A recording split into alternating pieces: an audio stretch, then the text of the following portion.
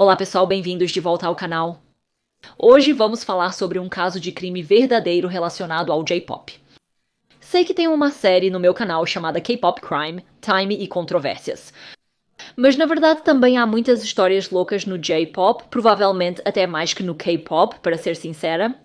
Se pensarem em um nome mais inclusivo para a série, avisem nos comentários.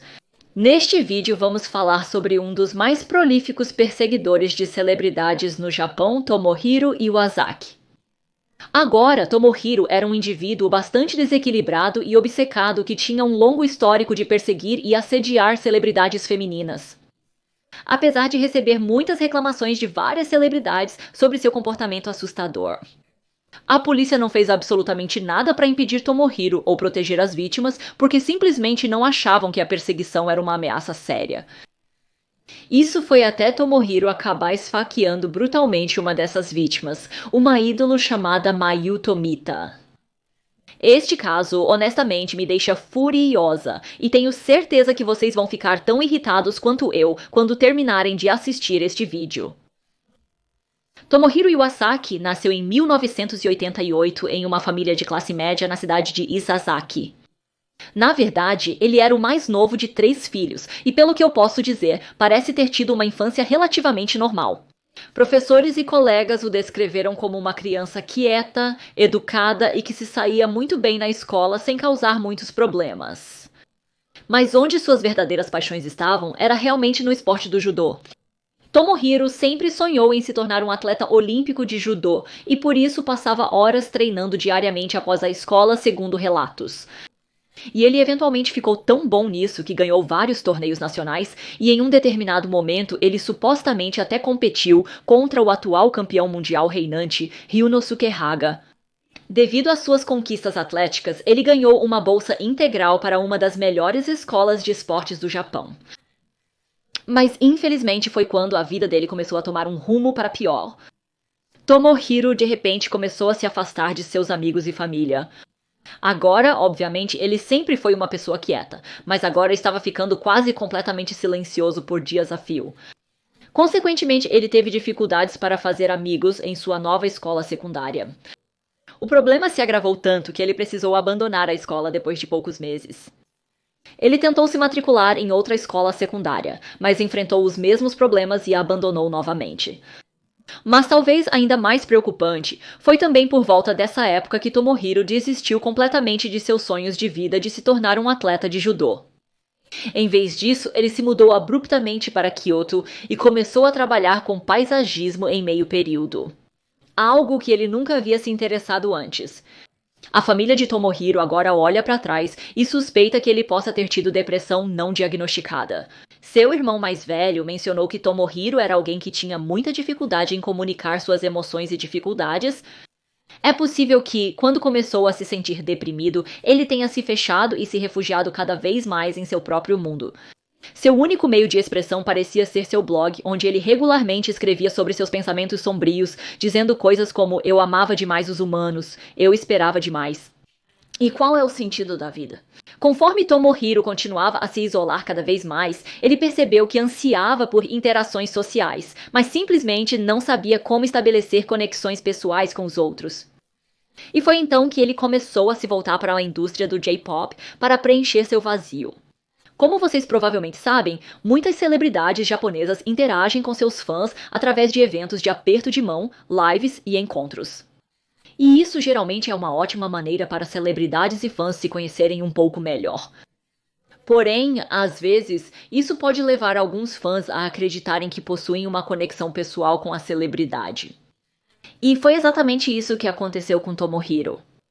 Quero dizer, essas interações finalmente fizeram com que ele se sentisse aceito e validado pela primeira vez, o que o levou a desenvolver uma paixão por muitas dessas celebridades femininas. Ele passava horas obcecado por cada movimento delas e postava incessantemente sobre elas em seus blogs. Ele começou a perseguir algumas dessas artistas, enviando presentes indesejados e mensagens de amor, apenas para depois se ofender quando não retribuíam seus sentimentos. Em 2013, uma ídolo realmente fez uma denúncia à polícia, afirmando que Tomohiro havia enviado ameaças de morte a ela. A polícia supostamente chamou Tomohiro para a delegacia, mas quando ele não apareceu, eles simplesmente desistiram e abandonaram todo o caso. E então, em 2015, outra ídolo também registrou uma queixa contra Tomohiro depois de vê-lo a seguindo por aí. Mas mais uma vez, a polícia meio que varreu o problema para debaixo do tapete e nenhuma outra ação foi tomada. Curiosamente, ele eventualmente parou de apoiar, ou melhor, devo dizer, perseguir, a maioria dessas celebridades femininas depois que elas cometeram ações que ele considerava impuras. Tomohiro era obcecado com a ideia de pureza e mesmo que ele mesmo frequentemente objetificasse e sexualizasse celebridades femininas em seu blog, ele odiava quando elas realmente abraçavam suas próprias sexualidades. Um exemplo disso seria a atriz Ai Hashimoto.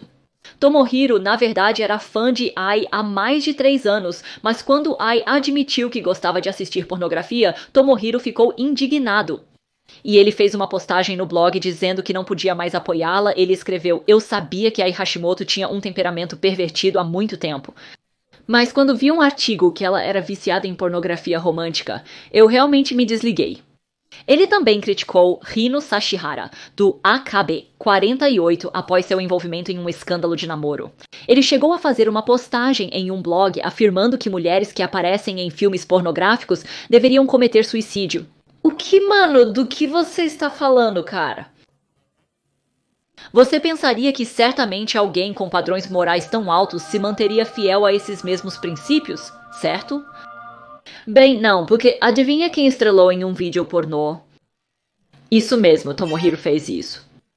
Agora, quando eu vi isso pela primeira vez, eu estava me perguntando, e você provavelmente também está, como alguém tão desajeitado quanto Tomohiro se torna um ator pornô. Bem, acontece que o vídeo em que ele apareceu se chama Yui Hatano, e os verdadeiros amadores se divertem. E como o nome sugere, toda a premissa deste vídeo é que todos esses homens são supostamente virgens amadores, que nunca tiveram nenhuma experiência de relacionamento com mulheres. E eles realmente se voluntariaram para participar deste filme de graça, para basicamente terem sua primeira experiência sexual. Quer dizer, a pornografia japonesa é realmente algo à parte. Mas sim, se já não estava óbvio o suficiente, isso apenas confirma que Tomohiro não tinha muita experiência com mulheres, o que também pode ter contribuído para o seu comportamento de perseguição. Ele realmente escreveu sobre isso em seu blog, alegando que esteve estudando e lendo sobre o amor. Ele se registrou em um site de encontros, mas ainda assim não conheceu ninguém. E então, nesse ponto, Tomohiro estava em seus últimos 20 anos e estava se sentindo muito solitário. Ele ansiava desesperadamente por um relacionamento. No entanto, todas as celebridades femininas que ele havia abordado o ignoraram, ou pior ainda, o denunciaram à polícia. Foi quando Tomohiro percebeu que talvez estivesse mirando um pouco alto demais. Afinal, a maioria das mulheres por quem ele era obcecado eram celebridades famosas que provavelmente já tinham milhares de fãs disputando sua atenção. Tomohiro chegou à conclusão de que provavelmente precisava mirar em mulheres um pouco mais pé no chão, um pouco mais alcançáveis, eu acho, você poderia dizer. E foi então que ele voltou suas atenções para a indústria de ídolos underground. Para dar algum contexto, ídolos underground são basicamente como ídolos menos conhecidos que se apresentam em locais pequenos, como restaurantes e convenções. E porque eles têm bases de fãs tão pequenas, eles geralmente interagem muito mais com cada um de seus fãs. Tomohiro viu nisso uma ótima forma de se aproximar do ídolo. E ele também imaginou que, como esses ídolos eram menos conhecidos, provavelmente seriam mais gratos pelo seu apoio e poderiam potencialmente dar a ele a atenção e o carinho que ele sentia que merecia tanto. E assim ele começou a rondar esses eventos underground e a seguir artistas menos conhecidos.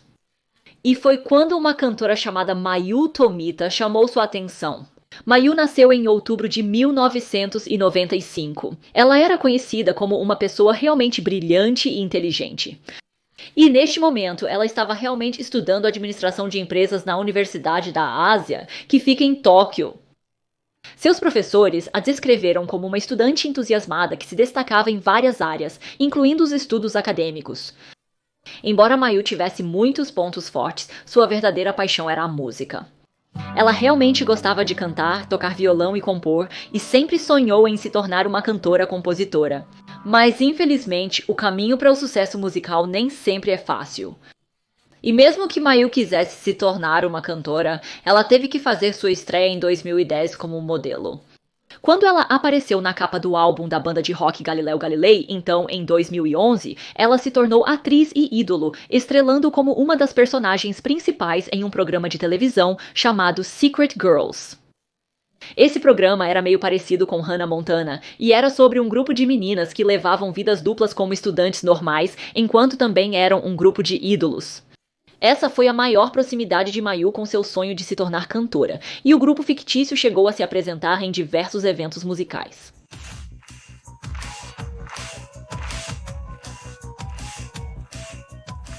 Mas infelizmente, após o fim do programa, a carreira de Mayu meio que esfriou, e além de algumas participações especiais, ela praticamente não teve trabalho. Em 2015, ela deixou sua gravadora para seguir seu sonho de infância de se tornar uma cantora-compositora full-time. Ela, obviamente, estava muito animada com isso, mas ao mesmo tempo, como ela não tinha uma gravadora, era realmente difícil para a música dela se tornar popular. Ela tinha apenas cerca de 13 mil seguidores no Twitter e ela se tornou, eu acho que você chamaria, uma cantora underground. Mas apesar disso, Mayu não desistiu e ela trabalhou ainda mais duro para se promover onde quer que pudesse. Ela se apresentou em várias convenções e produções teatrais, e até se juntou à Echo Life, que era uma banda de músicos independentes que se apresentava em restaurantes por todo Tóquio. Foi através desses eventos que Mayu fez muitos amigos na indústria musical, e foi, infelizmente, também como Tomohiro acabou descobrindo-a. Não está claro exatamente em qual evento Tomohiro viu Mayu pela primeira vez, mas com base em seu histórico online, parece que ele se tornou fã dela, no início de 2015. Inicialmente, Tomohiro conseguiu, eu acho que você poderia dizer, se disfarçar como um fã normal. Ele interagia nas postagens da Mayu, comparecia aos eventos dela e levava presentes como flores e doces. No entanto, Tomohiro não conseguiu esconder seu comportamento de perseguidor por muito tempo, e com o passar do tempo, ele começou a demonstrar um comportamento cada vez mais assustador em relação a Mayu. Ele começou a expressar em seus blogs que queria se casar com Mayu e ter filhos com ela. E ele até começou a dar presentes estranhos para Mayu, como livros e revistas obscenas que ela aceitou relutantemente. Suponho que ela estava tentando ser educada e apreciativa de seus fãs, mas isso apenas deu a Tomohiro a ideia errada. E ele acreditava que, porque havia dado tantos presentes para Mayu, agora tinha direito ao seu amor e afeto. Quando chegou o dia 17 de janeiro de 2016, Tomohiro havia se tornado tão delirante que realmente decidiu que iria pedi-la em casamento. Então ele comprou seu presente mais caro até então, um relógio de luxo e alguns livros. E ele se dirigiu ao restaurante italiano Camerino, onde Mayu e seu grupo Echo Life iriam se apresentar naquela noite. Após a apresentação de Mayu, ele entregou a ela os presentes e supostamente tentou pedi-la em casamento. Mayu aceitou os presentes novamente. E disse a Tomohiro que, obviamente, ela não poderia se casar com ele, mas que ela realmente tinha um Twitter e, se ele quisesse, poderia segui-la lá para mais atualizações. Tomohiro ficou absolutamente extasiado com isso. Além de seu blog, ele nunca havia usado o Twitter ou outra mídia social antes. E porque ele era completamente estranho ao conceito de mídia social, parecia ter entendido completamente errado como isso funcionava. Durante minha pesquisa, realmente parecia para mim que ele pensava que o Twitter era algum tipo de plataforma exclusiva, onde as pessoas tinham conversas íntimas e pessoais, meio que como o WhatsApp, eu suponho.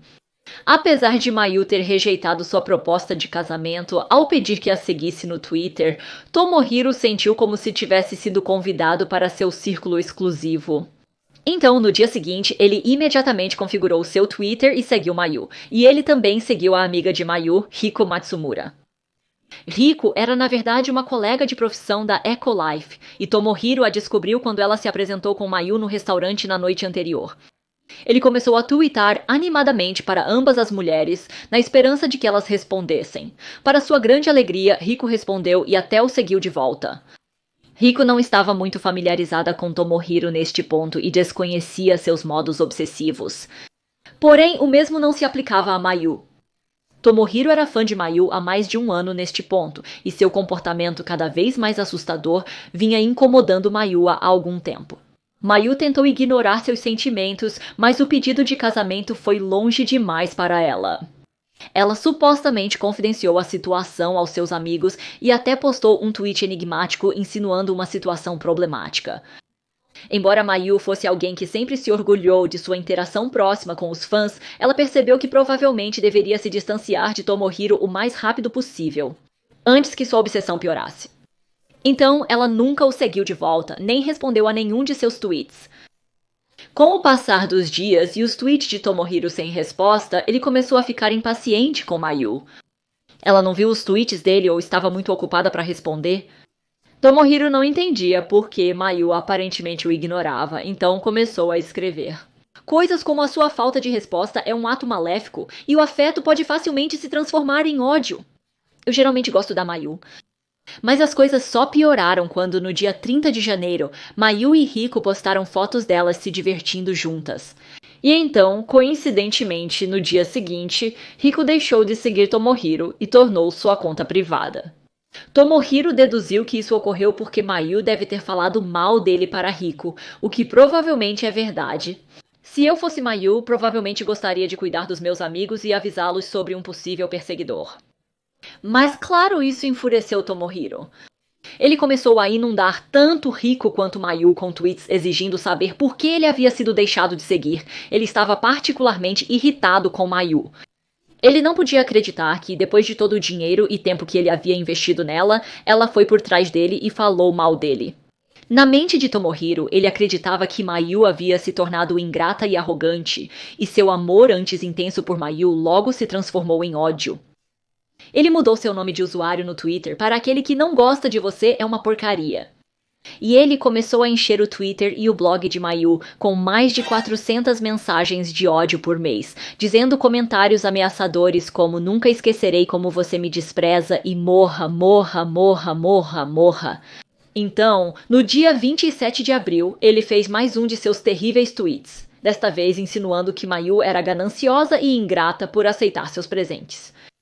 Tudo estava ficando demais para Mayu, e ela decidiu que já era o suficiente. Francamente, ela nem mesmo queria os presentes de Tomohiro para começar. E agora que ele estava usando-os como alavanca contra ela, ela decidiu que seria melhor devolver seus presentes para ele, para que ela não lhe devia mais nada. Então, no dia seguinte, ela enviou o relógio de luxo e vários dos livros obscenos de volta para Tomohiro. Mas quando Tomohiro recebeu este pacote, ele apenas ficou ainda mais irritado. Ele sentiu como se Mayu o tivesse humilhado e rejeitado ao devolver os presentes, e por despeito, ele começou a exigir que Mayu devolvesse todos os itens que ele já havia dado a ela, incluindo as flores, doces e outras coisas de meses atrás. E ele até comentou essa mensagem na postagem de Mayu, que, sem que todos soubessem, na verdade se revelaria um sinistro aviso dos eventos que estavam por vir. Mayu finalmente acabou bloqueando Tomohiro naquela tarde, mas ele se recusou a desistir e começou a assediar uma das amigas de Mayu, uma cantora chamada Yamagata Momoko. Em vez disso, ele inundou impiedosamente o Twitter da pobre Yamagata com inúmeras, e eu quero dizer inúmeras mensagens exigindo que ela dissesse a Mayu para devolver todos os itens restantes. No dia 29 de abril ele escreveu: "Diga a Mayu para encontrá-la e devolver tudo." No 1º de maio, ele disse que ainda havia coisas não devolvidas e pediu para dizer a ela que devolvesse tudo. 2 de maio, ainda não recebi meu pacote. O que Mayu está fazendo para encontrá-lo? 3 de maio, retorne logo. 4 de maio. Retorne no dia 6 de maio. Por que ela não está devolvendo no dia 7 já faz uma semana? Por que meus presentes não foram devolvidos? Quer dizer, ele simplesmente não parava de falar sobre seus presentes estúpidos. E honestamente, quando eu estava lendo isso, comecei a ficar bastante irritada. Ele agia como se seus presentes fossem a coisa mais valiosa do mundo. Sejamos realistas, quem realmente quer suas revistas obscenas? De qualquer forma, neste ponto, Mayu estava obviamente se sentindo aterrorizada, e sua família também estava realmente preocupada com sua segurança.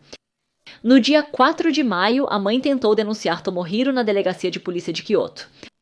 Ela presumiu que esta seria a delegacia certa para fazer a denúncia, já que Tomohiro estava em Kyoto. No entanto, a polícia de Kyoto disse que não podiam ajudá-la e disseram para ela denunciar este incidente à polícia de Tóquio, já que Mayu estava localizada em Tóquio. Então, Mayu seguiu as instruções deles e fez uma denúncia à Polícia Metropolitana de Tóquio no dia 9 de maio. Ela trouxe consigo 71 impressões e capturas de tela das mensagens odiosas de Tomohiro no Twitter. Apesar das evidências, a polícia descartou as preocupações de Mayu, alegando que o caso não se enquadrava nas leis anti-perseguição do Japão. Vou mudar de assunto brevemente sobre as leis anti-perseguição do Japão, porque desempenha um papel muito importante neste caso. E também mostra como as leis desatualizadas falharam com Mayu e tantas outras vítimas no Japão. A lei anti-perseguição foi introduzida nos anos 2000 após um caso de assassinato por perseguição de alto perfil.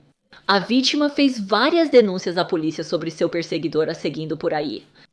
Mas a polícia na época não achava que seguir alguém por aí constituía uma ameaça física. E então eles basicamente ignoraram a vítima, resultando em seu eventual assassinato. Por isso foi introduzida a lei anti-perseguição, que torna ilegais os atos de perseguição física. Em 2013, houve outro caso notório de assassinato por perseguição. Desta vez, a vítima tentou buscar ajuda da polícia depois de ter sido assediada por e-mail. No entanto, como as leis anti-perseguição da época incluíam apenas perseguição física pessoal, a polícia não considerou a perseguição por e-mail uma ameaça. E eles a ignoraram, e isso resultou em seu assassinato também. Consequentemente, o Japão incluiu o assédio por e-mail em sua lista de atos de perseguição ilegais. Então tudo isso nos traz de volta ao caso de Mayu. Neste ponto, estamos em 2016, e as leis anti-perseguição incluem assédio pessoal e por e-mail. Mas desta vez, o que Mayu estava vivenciando era assédio nas redes sociais. E bem, isso não estava incluído nas leis anti-perseguição. Então você adivinhou, a polícia não considerou isso uma ameaça. Vocês estão vendo um padrão aqui? Parece que eles não aprenderam com os casos anteriores de perseguição. Ademais, a polícia declarou que os tweets não foram inicialmente considerados ameaçadores. Porque Tomohiro nunca usou explicitamente a palavra matar. Note que Tomohiro realmente escreveu a palavra morrer, mas como não era especificamente a palavra matar, a polícia não considerou uma ameaça. Olha, eu entendo que a polícia precisa ter diretrizes e políticas, mas o mundo também não é preto e branco. E eu acho bastante ridículo e quase cômico como a polícia e a lei falharam em considerar qualquer tipo de nuance. E honestamente, eu nem consigo imaginar o quão frustrante deve ter sido para Mayu e sua família. Enfim, conforme o tempo passava e nenhuma ação era tomada, o assédio obviamente continuava e Mayu ficava cada vez mais assustada. No dia 19 de maio, Mayu tentou fazer mais um apelo desesperado à polícia. Ela estava prestes a se apresentar em um evento chamado Solid Girls Night Volume 11 apenas 2 dias depois, e ela temia que Tomohiro pudesse aparecer. Então ela implorou à polícia, literalmente implorou por segurança extra, só por precaução. Mais uma vez, a polícia ignorou totalmente suas preocupações, alegando que Tomohiro só precisava de tempo para se acalmar. E ele provavelmente superaria sua obsessão antes do evento. Mas claro, eles estavam errados. A obsessão de Tomohiro por Mayu não havia diminuído. Se houvesse algo, seu ódio por Mayu parecia apenas aumentar com o passar dos dias. E a essa altura, ele realmente havia se desequilibrado tanto que queria matá-la. Quando ele descobriu sobre o evento Solid Girls Night Volume 11, concluiu que essa seria a oportunidade perfeita para executar seus planos. E então ele comprou uma faca de bolso de 8 pontos e 2 centímetros online e começou a planejar seu ataque. Finalmente, o dia do evento chegou. Foi no dia 21 de maio de 2016. Naquela manhã, por volta das 7, Tomohiro saiu de casa com sua faca de bolso. Viajando por mais de 3 horas para o oeste de Tóquio, onde o evento ocorreu. Ele imaginou que Mayu provavelmente estaria chegando ao local do evento de trem, então ele esperou na estação de trem próxima por horas. O tempo todo postando mensagens ameaçadoras em seu blog, dizendo coisas como "é geralmente a vergonha, não a motivação que leva as pessoas a fazer algo". Finalmente, por volta das 5 da tarde, Mayu chegou à estação. Assim que Tomohiro a viu, começou a segui-la à distância enquanto ela ia ao local do evento. Justo quando ela estava prestes a entrar no prédio, Tomohiro a confrontou, exigindo saber por que ela havia devolvido seus presentes. Aterrorizada, Mayu deu uma resposta ambígua antes de rapidamente virar-se e tentar sair. Ela então pegou o telefone e desesperadamente tentou ligar para a polícia. Mas antes que ela pudesse dizer qualquer coisa, Tomohiro avançou de repente e a atacou repetidamente, esfaqueando-a com seu canivete. Enquanto ele gritava morra, morra, morra. A ligação com a polícia, na verdade, ainda estava acontecendo durante todo esse tempo. Você pensaria que a polícia tentaria rastrear rapidamente o celular dela para descobrir sua localização, não é? Mas não, a polícia simplesmente assumiu que ela estava em casa e enviou oficiais para o endereço de sua casa em vez disso. Felizmente, cerca de 2 minutos após o início do ataque, transeuntes ouviram os gritos de Mayu e acionaram a polícia. Quando a polícia finalmente chegou ao local correto, Mayu já havia sido esfaqueada um total de 61 vezes. Ela tinha ferimentos de faca por todo o corpo, incluindo os olhos, o peito, o pescoço. Ou seja, as lesões eram extremamente brutais. Ela foi levada rapidamente ao hospital, entrou em coma e sofreu um ataque cardíaco. Enquanto isso, Tomohiro, que ainda estava na cena do crime, foi imediatamente preso. Durante seu interrogatório, Tomohiro não demonstrou qualquer remorso. Ele admitiu ser culpado por tentativa de assassinato, mas não sentiu que devia desculpas a Mayu. Ele alegou que Mayu foi a responsável por fazê-lo perder a paciência ao não fornecer uma resposta adequada sobre por que ela devolveu seus presentes. Mesmo agora, após tudo o que fez, Tomohiro ainda se sentia como a vítima nessa situação. Ele até admitiu orgulhosamente que pretendia matar Mayu naquele dia. Felizmente, parece que ele não obteve êxito, porque depois de estar em coma por quase 2 semanas, Mayu milagrosamente recuperou a consciência.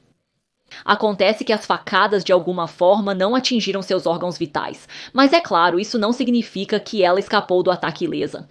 Ela ficou com cicatrizes graves no rosto, paralisia parcial e deficiência visual, e teve que passar por meses de cirurgia reconstrutiva e fisioterapia.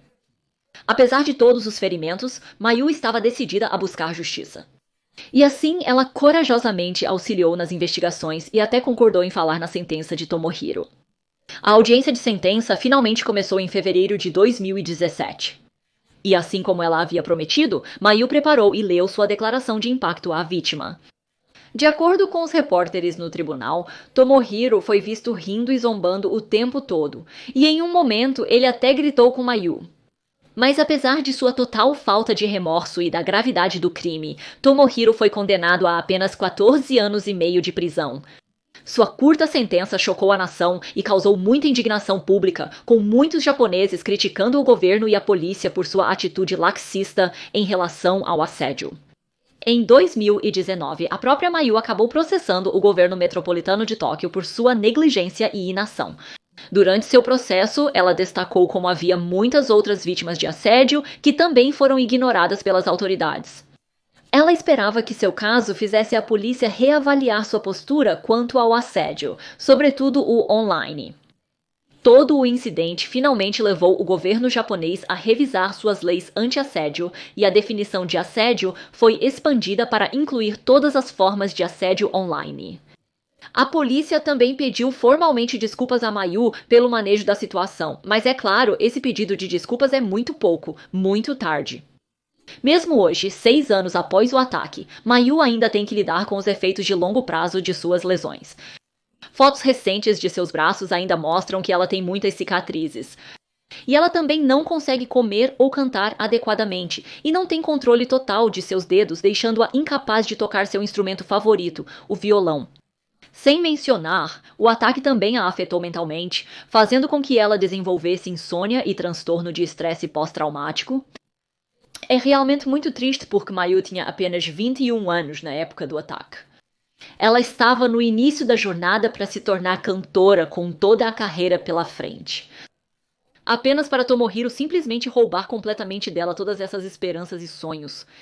Embora Tomohiro esteja atualmente na prisão, Mayu também expressou que está realmente preocupada com o que aconteceria depois que ele fosse libertado.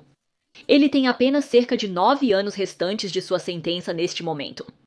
E considerando seu histórico, muitas pessoas acreditam que ele pode continuar aterrorizando Mayu após sua libertação. Ou talvez até mirar em outra celebridade feminina. Quer dizer, se você pensar sobre isso, perseguidores como Tomohiro se tornam perseguidores em primeiro lugar porque já possuem uma personalidade obsessiva e delirante. E eu realmente duvido que jogá-los na prisão por alguns anos vá de repente curá-los de todas essas tendências. Na minha opinião, mais precisa ser feito após a sentença de prisão para continuar monitorando esses perseguidores. Acredito que um programa de reabilitação obrigatório ou até um registro de perseguidores possa ser mais útil na reforma desses indivíduos e na segurança das vítimas a longo prazo. Claro, essas são apenas minhas opiniões, e felizmente nunca passei por essa situação antes. Mas se algum de vocês já foi vítima de perseguição, estou realmente interessada em saber o que pensam sobre este assunto. Compartilhe seus pensamentos e opiniões nos comentários. E sim, isso conclui a terrível história do perseguidor da ídolo J-pop Tomohiro Iwasaki. Se você achou o vídeo informativo, agradeço se puder dar um like e se inscrever. Confira também meu Patreon, onde faço vídeos descontraídos e publico meus documentos de pesquisa. E por último, mas não menos importante, se você tiver outras sugestões de temas que gostaria que eu abordasse, não deixe de sugerir nos comentários. E eu vejo vocês no próximo vídeo. Tchau!